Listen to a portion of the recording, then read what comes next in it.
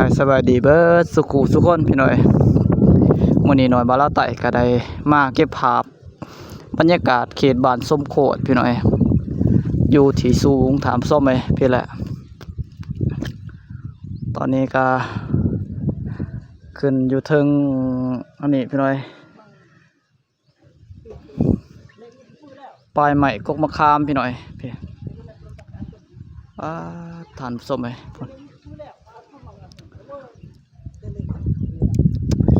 ภาพบรรยากาศสวยสดงดงามพอสมควรทำสมัยภาพบรรยากาศยามเที่ยงเด้อพี่หน่อยตอนนี้นอนบ้านละไต่ก็ขึ้นเก็บหมากคามพี่หน่อยเอามาคามสุกทำสมัยก็จำเป็นก็เลยได้เอาภาพบรรยากาศให้พี่ให้น้องได้มาติดตามทับส้มน้ำกันพี่หน่อยอยู่ที่มุมสูงทำส้มไปก็สำหรับหมู่บ้านส้มโคตรก็เป็นหมู่บ้านที่เก่าแก่พอสมควรและทำส้มไปตามที่เราสามารถสังเกตเบิ่งถึงกกใหม่หรือว่าอยู่ที่สูงตามส้มไปก็สามารถสังเกตเห็นเบิ่งแปลว่าต้นไม้ใบหญ้าคือว่ากกพร้าวทำส้มไปก็มีหลายกกหลายจุกหลายบอนก็มีมะพร้าวที่สูงขึ้นมีหมากจนเบิดคู่กกทำส้มไปก็ถือว่าเป็นบ้านที่เก่าแก่นะทำส้มไปเพราะว่า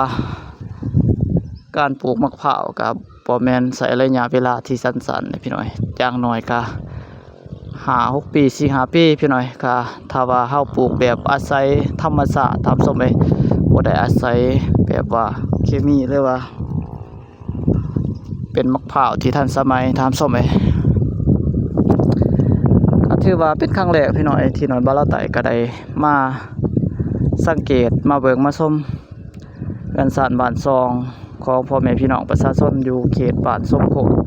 อยู่ที่มุมสูงพี่น้อยก็เป็นครั้งแรกในชีวิตพี่น้อยที่ได้มาเบิ่งมาชมได้เบิ่งได้เห็นนั่นแหละตามส้มเลยเพราะว่าน้อยบ้านละไต่ก็ได้ก็ได้ย้ายมาอยู่ใหม่ๆตามส้มเลยมาก็กำลังได้ย้ายมาอยู่ใหม่ๆแล้วก็บ่ท่านสังเกตบ่ท่านได้หูได้เห็นอันแบบว่าทั่วถึงตามส้มเลยอันนี้ก็อีกเป็นมุมนึงพี่น้อยที่เฮาสามารถเบิ่งเห็นในอันนั้นภาพอยู่ที่มุมสูงทำสมัยก็สำหรับบ้านส้มโคตรก็มีเส้นทางผ่านหมู่บ้านหรือว่าผ่านกลางบ้านเลยทำสมัยแต่เนื้อหอดไต่ทำสมัยก็แล้วก็อ้อมหอบโดยแม่น้ำเซ่แหละทำสมัยฝากเบื้องพุ่นฝาก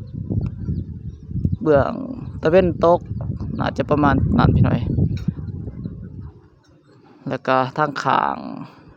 ตะเว้นตกนี่ก็มีแม่น้ำเซกามานไหลเต้นหอดไต่พี่หน่อยไหลแต่ผ่านพุ่นและแต่เนื้อแต่บ้านไหลแต่ทางบ้านหาดไซขาวพี่หน่อยแต่ขัวลงมาบ้านหาดไซขาวบ้านวัดเนื้อบ้านวัดถาดวัดหลวงพี่หน่อยแล้วก็มาบ้านตักแดดพี่หน่อยแล้วก็ฮอดบ้านส้มโคตรถามส้มบ้านส้มโคตรก็ถือว่าเป็นบ้านไต่สุดของแบบว่าเขตนี้แหละพี่หน่อยถัดจากนั้นก็บ้านส้มโคตรก็อยู่ฝากเบื้องแม่น้ำเซกามานแล้วก็ทั้งเบื้องนั่นอีกก็ฝากแม่น้ำเซซุทำสมัยพุ่นแหละขามทุ่งนาไปพุ่นหอดพุ่นก็มีแม่น้ำเซซุพี่น้อยก็ถือว่าบ้านส้มโคตรก็อยู่บ้านฟางของซอกแม่น้ำพี่น้อยบ้านแม่น้ำเซซุแล้วก็แม่น้ำเซกามานทำสมัยก็ถือว่าเสี่ยงในการเกิดภัยน้ำท่วมหรือว่าภัยพิบัติทางธรรมชาติ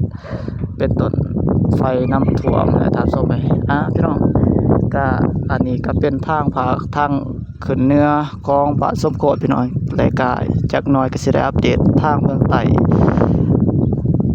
ของหมู่บ้านส้มโคตรทางสมัย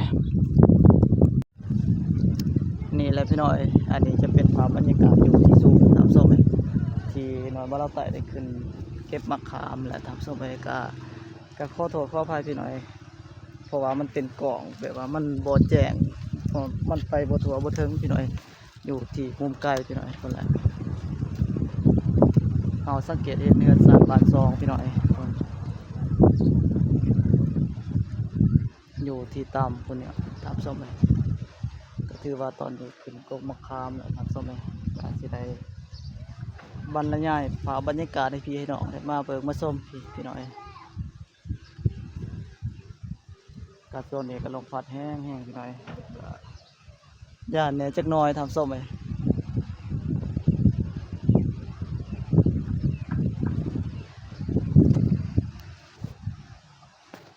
เช้าละเก็บมะขามพี่น้อยเป็นไร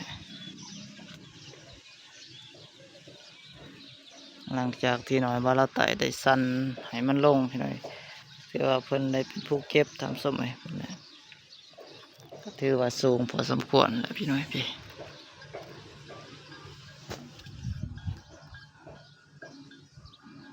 น่าจะประมาณได้เกือบ10 ปลายเมตรเกือบ20พี่น้อยสูงพอสมควรพี่น้อยนี่แหละพี่น้อยจะเป็นทางไต่ของบ้านสมโกดพี่น้อยไต่สุดทำสมเลยก็ถือว่าทางภาคนั้นพุ่นแหละก็เป็น